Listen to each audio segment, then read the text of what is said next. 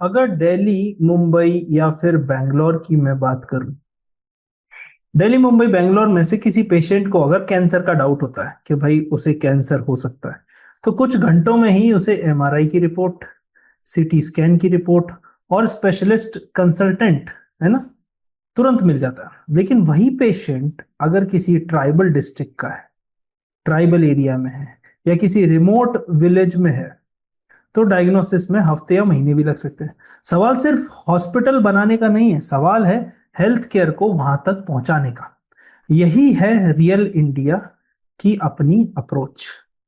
अब और इसी हेल्थ केयर का जो फ्यूचर है ना, वो सिर्फ डॉक्टर्स नहीं है, बल्कि आर्टिफिशियल इंटेलिजेंस भी है, पोर्टेबल डायग्नोस्टिक भी है, टेली मेडिसिन भी है, और ग्रीन हेल्थ केयर इंफ्रास्ट्रक्चर।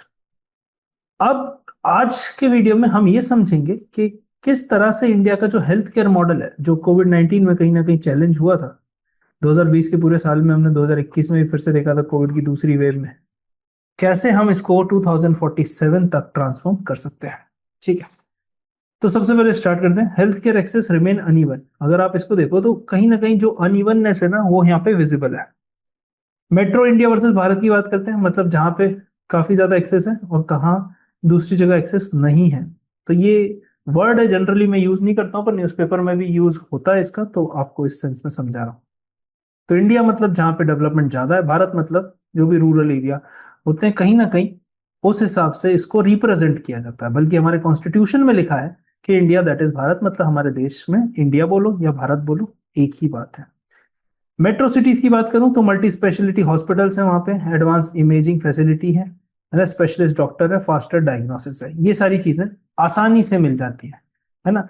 पर ये चीज जब हम देखते हैं रूरल इंडिया में, तो ये चीज मिसिंग है। जैसे हमारे यहाँ क्या है, सुपर स्पेशलिटी डॉक्टर्स भी हैं, है ना, इमरजेंसी सर्विसेज भी हैं, कैंसर इंस्टीट्यूट्स भी हैं, बड़े शहरों में ये सारी चीजें।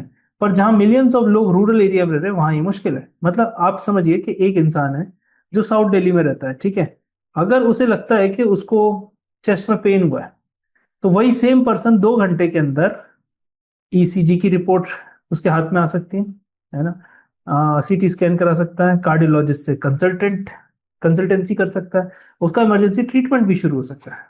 अब दूसरा पेशेंट मान लीजिए एक रिमोट विलेज में रहता है बिहार में, तो उसको यही सेम चीज करने के लिए 4 से 6 घंटे का ट्रैवल करना पड़ेगा। फिर डिस्ट्रिक्ट हॉस्पिटल को रेफर करेंगे कि यहाँ पर ये चीज नहीं होगी, आप डिस्ट्रिक्ट हॉस्पिटल में चाहिए।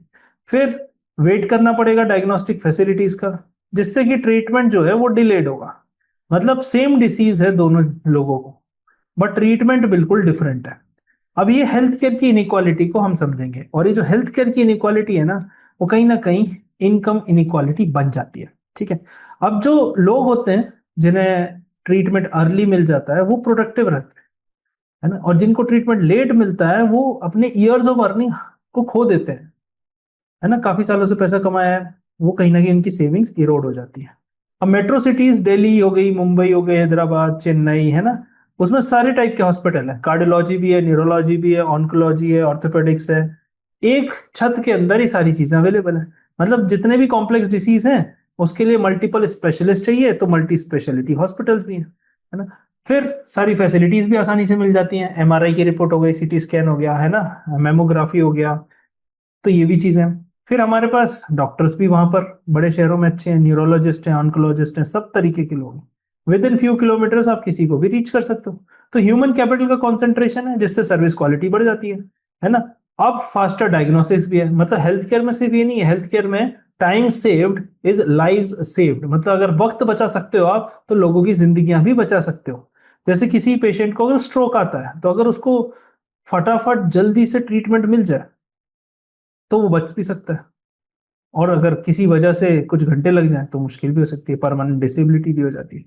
वहीं टीयर 2 और टीयर 3 की अगर मैं बात करूं, तो आप देखेंगे ना, टीयर 2 और टीयर 3 में शॉर्टेज है किस किस की, स्पेशलिस्ट की।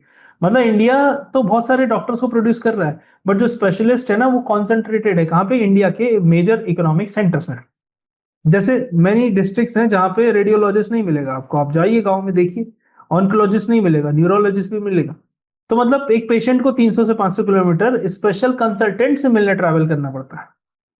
तो यही एक प्रॉब्लम है, ये लिमिटेड डायग्नोस्टिक इंफ्रास्ट्रक्चर भी है, मतलब हॉस्पिटल तो है पर डायग्नोस्टिक सिस्टम उसमें सही नहीं है। तो प्राइमरी हेल्थ हेल्थ सेंटर जो है ना, वो एमआरआई सीटी स्कैन ये सब तो कर सकते हैं, पर अगर डायग्नोसिस डिले हो जाता है तो ट्रीटमेंट भी डिले हो जाता है ना। जैसे कि फॉर एग्जांपल कैंसर है, स्टेज 1 में हो गया तो सर्वाइवल रेट अच्छे है, स्टेज 4 में हुआ तो सर्वाइवल डिफिकल्ट भी है, एक्सपेंसिव भी है। तो हेल्थ केयर का एक सिंपल सा प्रिंसिपल है कि जितनी जल्दी हम डायग्नोस कर लेंगे उतना ही हेल्थ केयर का इंटरवेंशन अफोर्डेबल होने वाला है ना। अब डिले ट्रीटमेंट और हाई मोर्टेलिटी, दोनों चीज डिले ट्रीटमेंट में आपको बता दिया। हाई मोर्टेलिटी रेट्स में ऐसा होता है कि इट्स नॉट लाइक कि हमेशा ये ट्रीटमेंट अनअवेलेबल की वजह से होता है, मतलब ऐसा नहीं है कि ट्रीटमेंट अनअवेलेबल है इसीलिए हाई मोर्टेलिटी रेट है ना। कई बार क्या होता है, डायग्नोस्टिक जो है, डायग्नोसिस जो भी है ना, वो आपको काफी लेट मिलता है, देर से पता चलता है। असली रीजन ही देर से पता चलता है जब तक चीजें हाथ से गुजर चुकी होती है। जैसे कि रेडियोलॉजिस्ट की शॉर्टेज की बात करूं, है ना, तो एक ही रेडियोलॉजिस्ट होता है पर मिलियन पॉपुलेशन, ये है ना रूरल एरियाज की कहानी है। तो रेडियोलॉजिस्ट क्यों इंपॉर्टेंट है? क्योंकि एक्सरे है ना, एमआरआई है, सीटी स्कैन है, कौन पड़ेगा? मशीन से इनफ नहीं है। मतलब सिंपल सी चीज है कि आपके पास एक हवाई जहाज है पर उस हवाई जहाज को उड़ाने के लिए पायलट नहीं है, तो हवाई जहाज किसी काम का ही नहीं हुआ ना, है ना। आप समझ रहे हैं बात को? तो without a pilot having an airplane is of no use. मतलब टेक्नोलॉजी तो एग्जिस्ट करती है बट एक्सपर्टीज मिसिंग, है ना। अगर यही हम कंपेयर करें बाकी कंट्रीज से या दूसरे, तो यहाँ पर अवेलेबिलिटी का काफी बड़ा मसला है। अब क्यों ये मैटर करता है? क्योंकि इंडिया की जो डिसीज बर्डन है वो चेंज हो रही है। Non communicable disease responsible for 65% of deaths in India. पहले क्या था? पहले देश में प्रॉब्लम थी मलेरिया की, कोलेरा की, ट्यूबरक्लोसिस की, बहुत सारी चीजें ऐसी थी जब एक कंट्री डेवलपमेंट के फेस में शुरू होती है वैसी बीमारियां होती है। पर आज के इंडिया में जो बीमारियां हो रही हैं वो नॉन कम्युनिकेबल डिसीज की ज्यादा हो रही हैं, है ना। मेजर किलर्स हैं कौन कौन से? हार्ट डिसीज हो गए, डायबिटीज हो गए, स्ट्रोक आना, कैंसर, ये सारी चीजें ज्यादा हो गई। तो ये इकोनॉमिक ट्रांजिशन भी है हमारी हेल्थ इकोनॉमी में। तो कंट्रीज जो हैं आज वो डेवलप कर रही हैं कि भाई डिसीज पैटर्न चेंज हो रहा है, जैसे जैसे कंट्रीज डेवलप होंगी डिसीज पैटर्न चेंज हो जाएगा, है ना। जापान, साउथ कोरिया, चाइना की बात करें, उन्होंने भी सेम यही ट्रांजिशन देखा है। तो जो नॉन सॉरी कम्युनिकेबल डिसीजेस हैं वो सिग्निफिकेंटली अभी मेजर पोर्शन है। अब इनको दूर करने के लिए क्या चाहिए हमको? इनको दूर करने के लिए हमें चाहिए अर्ली स्क्रीनिंग, है ना, लॉन्ग टर्म मैनेजमेंट, डायग्नोस्टिक अच्छा होना चाहिए, क्योंकि ये सारी चीजें इमरजेंसी ट्रीटमेंट पे नहीं होती। जैसे हाई ब्लड प्रेशर है, अब वो काफी सालों तक ऐसा हो सकता है कि अननोटिस रह जाए, बट एक ही दिन ऐसा आएगा जब स्ट्रोक आएगा। तो ये सारी चीजों के लिए डायग्नोस्टिक सबसे बड़ा इंपॉर्टेंट एरिया है। तो इंडिया को हॉस्पिटल के साथ साथ डायग्नोस्टिक सेंटर्स को भी डेवलप करने की सख्त जरूरत है। फिर इकोनॉमिक कॉन्सिक्वेंस की बात करते हैं। मतलब सिर्फ और सिर्फ ऐसा नहीं है कि हायर हेल्थ केयर एक्सपेंडिचर है या प्रोडक्टिविटी लॉस है, हायर इंश्योरेंस बर्डन है, लोअर लेबर फोर्स पार्टिसिपेशन है। अब ये सारी चीजें किस वजह से होती हैं? Just just because diagnosis late होता है। मतलब जैसे ट्रीटिंग डायबिटीज, जितना जल्दी आप उसको कर लोगे उतने ही कम पैसे आपके एनुअली लगने वाले। ट्रीटिंग किडनी फेलियर, है ना, तो ये भी अनकंट्रोल्ड डायबिटीज की वजह से हो सकती है और इसमें लाखों का खर्चा आता है।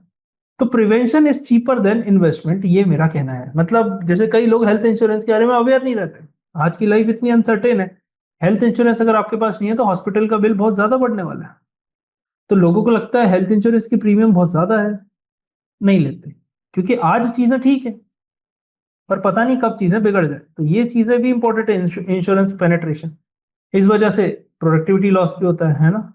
फिर हायर इंश्योरेंस बर्डन भी है, मतलब अगर लेट स्टेज में आप इंश्योरेंस कराते हैं तो प्रीमियम भी ज्यादा आता है, तो हेल्थ केयर की कॉस्ट भी बढ़ती जाती है, सबके लिए बढ़। फिर लेबर फोर्स पार्टिसिपेशन भी है, मतलब अगर क्रॉनिक इलनेस रहेगी, है ना, और तो फिर काम करने लायक अगर वर्कर्स नहीं बचेंगे तो कैसे होगा? Health is not only social sector but ये इकोनॉमिक ग्रोथ का भी एक बड़ा हिस्सा है। तो इंडिया को आज सिर्फ हेल्थ केयर चैलेंज में ये नहीं है कि हमारे पास कितने हॉस्पिटल है, कितना ट्रीटमेंट है, क्या है, पर टाइमली डायग्नोसिस बहुत ज्यादा इंपॉर्टेंट है। मतलब जो आगे की फ्यूचर की बैटल है ना डिसीज के अगेंस्ट, वो इस तरह से नहीं जीती जाएगी, ऑपरेशन ऑपरेशन थिएटर में नहीं जीती जाएगी, वो कहाँ जीती जाएगी? डायग्नोस्टिक सेंटर्स में। ठीक है, आगे बात करते हैं health care meets artificial intelligence. ये ज्यादा सबसे ज्यादा इंपॉर्टेंट है, आप इसको समझिएगा, क्योंकि इससे पिछले कई वीडियो में मैं एआई के बारे में भी आपको बात कर रहा था कि एआई इंडिया में किस तरह से, है ना, इंडिया उसमें लीड लेने की कोशिश में है। अगर मैं हिस्टोरिकल पैटर्न की बात करूं, जैसे ट्रैक्टर्स ने ट्रांसफॉर्म कर दिया एग्रीकल्चर सेक्टर को, वैसे ही ना एआई एआई ट्रांसफॉर्म कर सकता है डायग्नोस्टिक्स को, जिससे हम बीमारी फाइंड आउट करते हैं। डायग्नोसिस का मतलब है सिंपल, कोई प्रॉब्लम है, कोई है, तो उसका रियल रीजन समझना। अब एआई क्यों मैटर करता है? क्योंकि एआई इंडिया के लिए क्यों ज्यादा इंपॉर्टेंट है? कि इंडिया में डॉक्टर की शॉर्टेज है ना, इंडिया में स्पेशलिस्ट की शॉर्टेज है, इंडिया के पास लार्ज पॉपुलेशन है, तो पॉपुलेशन बहुत ज्यादा है ना। तो एआई किस में हेल्प करेगा? एआई करेगा हेल्प एक्सपर्टीज में। मतलब जैसे कि एक रेडियोलॉजिस्ट एक लिमिटेड नंबर ऑफ स्कैन को ही देख सकता है, बट एआई अगर आ गया है ना, तो वो कितने सारे स्कैन एक बार में देख सकता है, उनकी रिपोर्ट बना सकता है। तो एआई पावर डायग्नोस्टिक्स बहुत इंपॉर्टेंट है, क्योंकि एआई बहुत सारी चीजें कर सकता है। AI can analyse CT scans, है ना, जैसे एआई कैन आइडेंटिफाई के ब्रेन हेमरेज है ना, लंग की अबनॉर्मेलिटीज है, कि इंटरनल इंजुरीज है, विद इन सेकेंड्स आपको ये चीजें दे सकता है ना। स्ट्रोक का example, like every minute of delay kills the brain cell, तो वही है, AI can reduce diagnostic time as well, जल्दी से रिपोर्ट आ सकती है। एमआरआई स्कैन की बात करूं तो एआई हेल्प कर सकता है ट्यूमर में, neurological disorder, spine injuries etcetera, है ना। ऐसे ही बाकी स्कैन्स भी हैं, है ना। Mammography is important for breast cancer, जो कि लीडिंग कैंसर है अभी, है ना। फिर पीईटी स्कैन्स भी होते हैं, है ना, तो कैंसर डायग्नोसिस के लिए आगे। फिर अल्ट्रासाउंड की इमेजेस, प्रेगनेंसी मॉनिटरिंग, है ना, लीवर किडनी, ये सब का असेसमेंट के लिए भी अल्ट्रासाउंड, तो ये फास्टर भी है और मोर कंसिस्टेंटली भी कर सकता है ना। तो एआई ने अगर डिटेक्ट कर लिया जल्दी, तो क्या क्या हो सकता है ना। ये सारी चीजें इंपॉर्टेंट है। अगर स्टेज 1 पे ये सारी चीजें आ गई, तो कितना आसान हो, एआई उसमें असिस्ट कर सकता है, सारी रिपोर्ट्स रीड कर सकता है ना। फिर hybrid imaging technologies, PT plus MRI, ये रिवॉल्यूशनरी है, क्योंकि एक स्ट्रक्चर है और एक फंक्शन है। स्ट्रक्चर और फंक्शन को एक साथ जब जोड़ते हैं, तो हमारी ये हाइब्रिड इमेजिंग टेक्नोलॉजी बन जाती है। मतलब सीधी बात है कि आप अगर गाड़ी चला रहे हो, ठीक है, सुनना ध्यान से, आप अगर गाड़ी चला रहे हो और आप मैप को भी एक साथ देखते हो, है ना, और रोड पे भी एक साथ देखते हो, ठीक है, तो seeing both map and the traffic conditions simultaneously, यही करते हैं सारे कैब ड्राइवर्स, आप देखो, या आप खुद भी लगाते हैं। तो डॉक्टर्स का भी यही काम है, डॉक्टर कैन सी, है ना, can not only see where tumour is, but how active it is, है ना, at which stage it is. तो ये सारी चीजें हमारे लिए इंपॉर्टेंट है। फिर इसी हिसाब से अगर आप देखोगे, तो ये चारों चीजें, structural information, metabolic, better treatment and personalised health care. फिर पोर्टेबल हेल्थ केयर रेवोल्यूशन की बात कर लेते हैं। पोर्टेबल हेल्थ केयर रेवोल्यूशन, क्योंकि मान लीजिए डॉक्टर रूरल एरिया में नहीं जा सकते, पर कुछ ऐसी चीजें हैं वहां जा सकती हैं, जैसे टेलीमेडिसिन भी है, जब पहली बार यूज हुई थी तो काफी ट्रांसफॉर्म हुआ था, है ना। आप भी, जैसे मैं किसी और शहर में बैठा हूँ, आप किसी और शहर में, पर आपको एक्सपर्टीज तो मिल रही है, आपको चीजें समझने को मिल रही है, हमारे चैनल पे कंटेंट मिल रहा है, तो आप उससे और बेहतर बन रहे हैं इकोनॉमिक्स से रिलेटेड। तो मेडिसिन तो एक पेशेंट ले ही सकता है, बट ट्रेवल टाइम अगर कम हो जाए उससे, है ना, या हैंड हेल्ड अल्ट्रासाउंड आ जाए, मतलब डिवाइस इतने छोटे होते हैं कि वो डॉक्टर के बैग में भी आ जाए, तो ये सारी चीजें, है ना, तो इससे कैपिटल कॉस्ट भी कम हो जाती है। फिर पॉइंट ऑफ केयर डायग्नोस्टिक्स, मतलब ब्लड टेस्ट भी इमीडिएटली किए जा सकते हैं, सेम डे उसका डायग्नोसिस आ सकता है, सेम डे उसका ट्रीटमेंट का डिसीजन लिया जा सकता है। तो इन सब का एक बहुत बेहतरीन इकोनॉमिक इम्पैक्ट होने वाला है।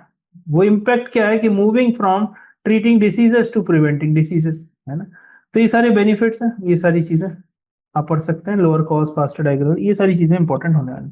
तो prevention is better than cure, जो हमेशा ही बोलते हैं अपन, है ना। फिर आ जाते हैं why health care must also become green. यहां से एक और चीज को समझते हैं कि क्यों ये ग्रीन जरूरी है। ट्रेडिशनल डायग्नोसिस सिस्टम क्या क्या करते थे? एनर्जी कंजम्पशन उनका बहुत हाई था, मतलब काफी सारे लोग सोचते हैं कि हेल्थ केयर एंड सस्टेनेबिलिटी ना दो अलग अलग चीजें हैं, ऐसा नहीं है बेटा, है ना, they are not. The future hospital will not only treat patients efficiently, but they will also consume less energy, ठीक है, and generate less waste as well. देखो कितना वेस्ट जनरेट भी होता है हॉस्पिटल से, अगर आप बिग दिन में खड़े रहोगे, कितने सारे डस्टबिन रहते हैं, सरिंज लगती है, वो सारी चीजें।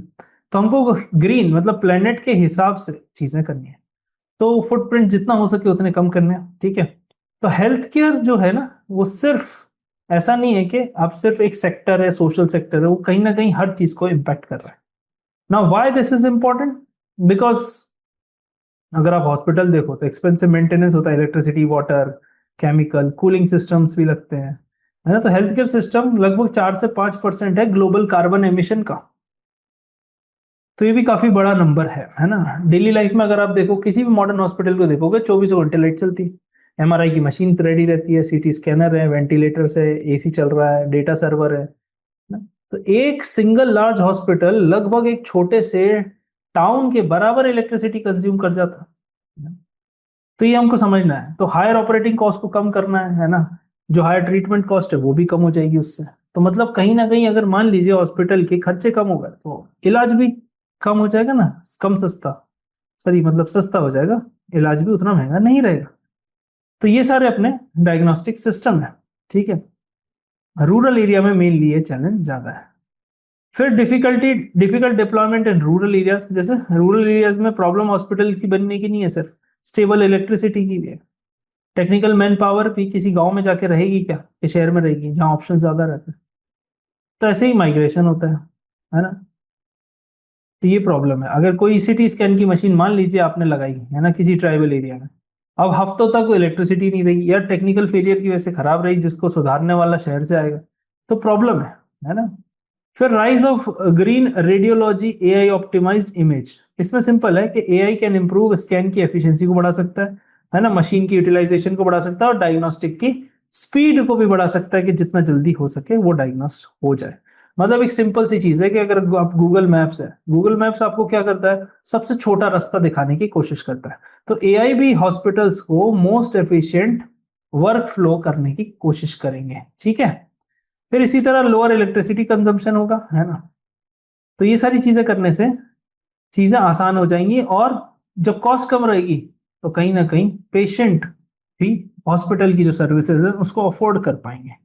ठीक है। फिर हम आ जाते हैं अगला, हीलियम फ्री एमआरआई। मतलब जो ट्रेडिशनल एमआरआई होते थे ना वो किस पे, वो डिपेंड करते थे स्केयर्स हीलियम पे, है ना। हीलियम एक एलिमेंट होता है ना, उससे उस पर इसकी डिपेंडेंसी बहुत ज्यादा थी।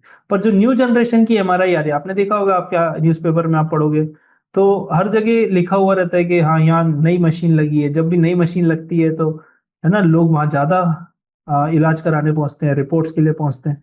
तो ये सारी चीजें यहाँ पर इंपॉर्टेंट है। तो नई जनरेशन की जो एमआरआई की मशीन है वो लगने से ऑपरेटिंग कॉस्ट कम होगी, इंस्टॉलेशन आसान होगा, और रूरल एरिया में भी आप डिप्लॉय कर पाओगे। ये सबसे ज्यादा इंपॉर्टेंट है रूरल एरिया के लिए, क्योंकि वहीं पर सबसे ज्यादा लोग रह रहे हैं, है ना। तो यही एक मेजर यहाँ पे कहने का मतलब था कि एक छोटा छोटा इंफ्रास्ट्रक्चर बनाओ हर सिटी में, वो ज्यादा इंपॉर्टेंट रहने वाला है। ठीक है। फिर रिन्यूएबल पावर्ड हेल्थ केयर, मतलब सोलर पावर्ड, जैसे mobile clinics, mobile health units, है ना, किससे पावर करती है, वो सोलर एनर्जी से करती है। वो रिमोट विलेज में भी चल सकती है ना, जरूरी नहीं कि इलेक्ट्रिसिटी के तार हो, खंभे हो, है ना। डायग्नोस्टिक वैन्स भी आती हैं ऐसी। तो आप देखो मैंने ट्राइबल एरियाज का जो एक्सपीरियंस रहता है वो रेगुलर इलेक्ट्रिसिटी का है, तो सोलर पावर्ड सिस्टम उसको, है ना, गैप को फुलफिल कर सकता है।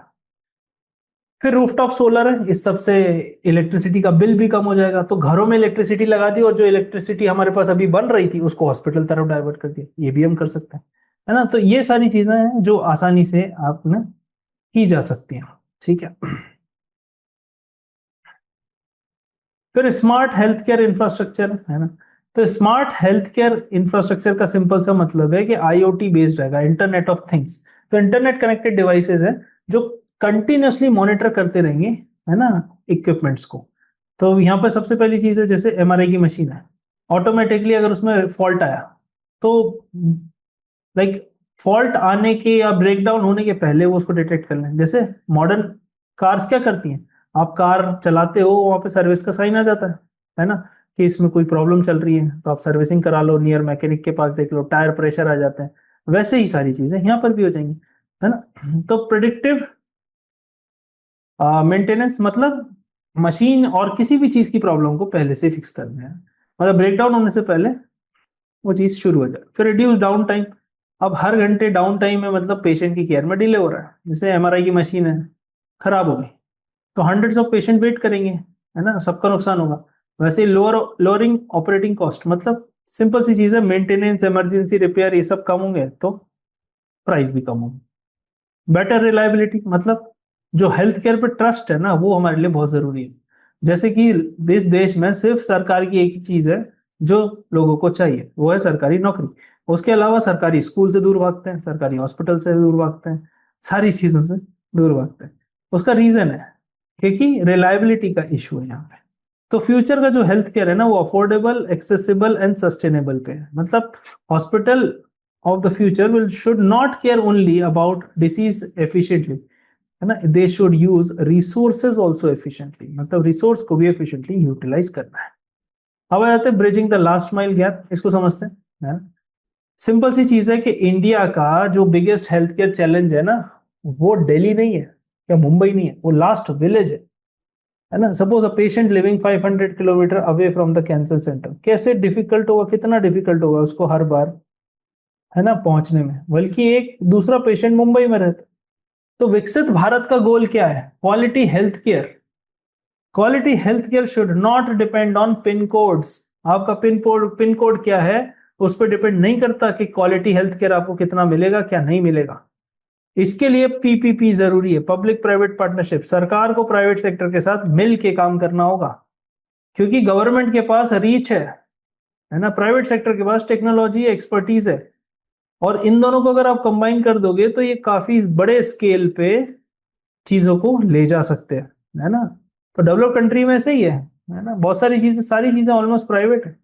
जैसे शेयर्ड डायग्नोस्टिक हब, है ना, तो अलग अलग से दोनों खरीदने इससे अच्छा कोई एक ही जगह हो जाए, है ना। बेटर यूटिलाइजेशन ऑफ रिसोर्सेज बहुत जरूरी। फिर रीजनल इमेजिंग सेंटर्स, मतलब स्पेशलाइज सेंटर बना दो, एमआरआई के, सीटी स्कैन के, ऑन्कोलॉजी के, है ना, सारी चीजों के। तो डुप्लीकेशन की कॉस्ट भी कम हो जाएगी।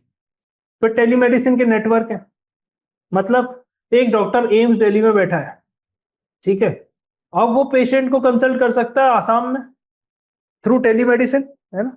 तो वो चीज है, कोविड 19 में भी ये चीज बहुत अच्छे से यूज की गई थी। मोबाइल हेल्थ केयर मैंने आपको पहले ही बता चुका है, रिमोट विलेजेस, है ना, reduce referral delays, improve trust and lower treatment cost, ये सारी चीजें, है ना।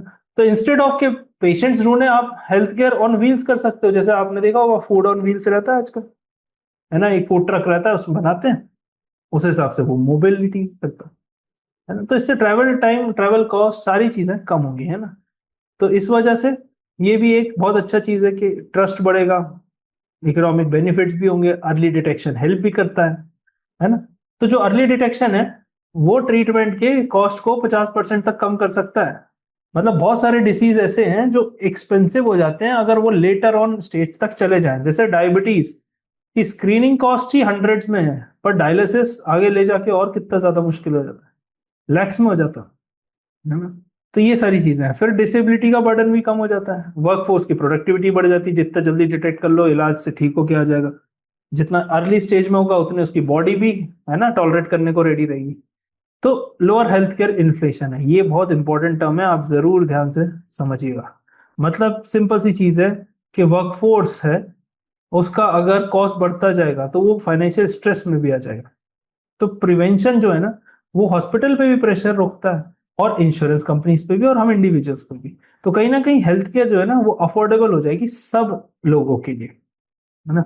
अभी इमर्जिंग अपॉर्चुनिटीज में है क्या है कि India can become a leader in AI health care solution, affordable diagnostic, tele radiology and sustainable medical infrastructure, health care technology export. इसको छोटा छोटा फटाफट से समझते हैं, ठीक है। पहली चीज है अपॉर्चुनिटी, मतलब इंडिया यहाँ पे ग्लोबल एक्सपोर्टर बन सकता है हेल्थ केयर एआई का, अगर हमने कुछ हेल्थ केयर को कनेक्ट कर लिया एआई से, क्योंकि हम फार्मेसी ऑफ द वर्ल्ड तो वैसे ही कहलाते हैं। जैसे एआई टूल बना लिया टीबी स्क्रीनिंग या रेडियोलॉजी के लिए। फिर अफोर्डेबल डायग्नोस्टिक की बात करूं, यहां भी इंडिया का एक्सपीरियंस है लो कॉस्ट पे डायग्नोस्टिक करने का एट अ लार्जर स्केल। मतलब जब आप यूएस में देखोगे तो यूएस में यंग डॉक्टर्स को पेशेंट नहीं मिलते। मैं यही नहीं कह रहा कि आप एक्सपेरिमेंट करो, बट इंडियन डॉक्टर के साथ इतने केसेस रहते हैं, इतने पेशेंट्स रहते हैं कि उनको इतना ज्यादा एक्सपीरियंस हो जाता है चीजों को देखने का, जिससे उनकी एक्सपर्टीज बढ़ती जाती है। फिर आ जाती है बात टेली रेडियोलॉजी की, मतलब एक स्कैन है रूरल डिस्ट्रिक्ट में हो रहा है और डॉक्टर बैंगलोर में बैठ के देख रहा है। तो ये ब्रिज करता है किस चीज को? स्पेशलिस्ट की शॉर्टेज को। फिर सस्टेनेबल मेडिकल इंफ्रास्ट्रक्चर की बात करते हैं, मतलब ग्रीन हॉस्पिटल बहुत ज्यादा इंपॉर्टेंट है। ग्रीन हॉस्पिटल का मतलब सिंपल सा है कि जहां पे वेस्टेज कम हो, मैनुअल चीजें कम हो। तो इंडिया के पास एक बहुत बड़ा पोटेंशियल है हेल्थ केयर की टेक्नोलॉजी को एक्सपोर्ट करने का। जैसे सॉफ्टवेयर बनाया, एआई प्लेटफॉर्म बनाया, है ना, डायग्नोस्टिक सर्विसेज बनाई, टेलीमेडिसिन बनाया। तो ये सारी चीजें डेवलपिंग कंट्रीज को African countries, other Asian countries, Latin American, इन सबको हम ग्लोबल मार्केट में एक्सपोर्ट भी कर सकते हैं, जिससे हमारा डॉलर भी इनफ्लो बढ़ेगा और हमारा रुपी स्ट्रेंथन होगा। ठीक है, तो vision for Viksit Bharat is health care must shift from cure to illness, cure after illness, to predict, prevent and protect. पहले ओल्ड मॉडल क्या था कि जब इंसान बीमार होगा तब देखेंगे, रिएक्टिव था। अब प्रोएक्टिव है पहले से। एग्जाम्पल, आप मॉनिटरिंग करो, किसकी हार्ट रेट की मॉनिटरिंग करो, ब्लड शुगर की करो, है ना, ब्लड प्रेशर की करो। तो ये सब बाद में डिसीज ही तो बनते हैं, सीवियर डिसीज। बट अगर पहले से डिटेक्ट हो गए तो काफी चीज आप बचा सकते हो। ठीक है, तो कंट्रीज जो आज इकोनॉमिकली सुपर पावर बन रही हैं, डोमिनेट कर रही हैं, उनका हेल्थ केयर इंफ्रास्ट्रक्चर अच्छा है। जब इंडिया आजाद हुआ था ना, तो हमारा सबसे बड़ा हेल्थ केयर चैलेंज जो था वो था एक्सेस। बट आज एक्सेस नहीं है, आज क्वालिटी, अफोर्डेबिलिटी और लास्ट माइल डिलीवरी है ना, सब तक पहुंचे। तो गुड न्यूज हमारे लिए क्या है कि इंडिया की जो पोजीशन है ना वो यूनिकली है। सारी ये जो तीनों चीजें मैंने आपको बताई, affordability, quality and last mile delivery, ये तीनों को हम इस पोजीशन पे हैं जिसपे सॉल्व कर सकते हैं। और विकसित भारत 2047 का जो टारगेट है ना, वो सिर्फ हाईवे, फैक्ट्री और जीडीपी ग्रोथ से नहीं बनेगा, है ना। हमको सोशल सेक्टर, हमारे सिटीजन हेल्थी रहने चाहिए, है ना। वो उससे क्या बेटर सीख पाएंगे, है ना, नॉलेज बढ़ेगी, प्रोडक्शन कैपेसिटी बढ़ेगी, प्रोडक्टिविटी बढ़ेगी। तो सिंपल है कि बिकॉज स्ट्रॉन्गेस्ट नेशन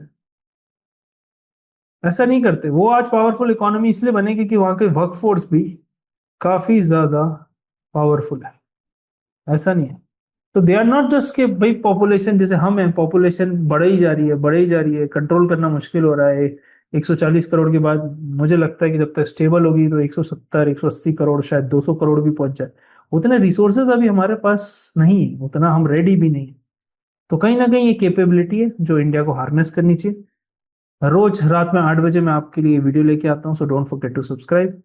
और आपका ओपिनियन क्या कहता है, आपके आसपास का एरिया कैसा हेल्थ केयर सिस्टम है, क्या जो चीजें मैंने इसमें बताई हैं क्या आपको लगता है आपके आसपास हो रही है? मुझे कमेंट सेक्शन में आपका ओपिनियन जानना बहुत जरूरी है, जिससे कि मैं और इन लेक्चर्स को बेहतर कर सकूं और पता लग सके कि ग्राउंड लेवल पे पोजीशन क्या है।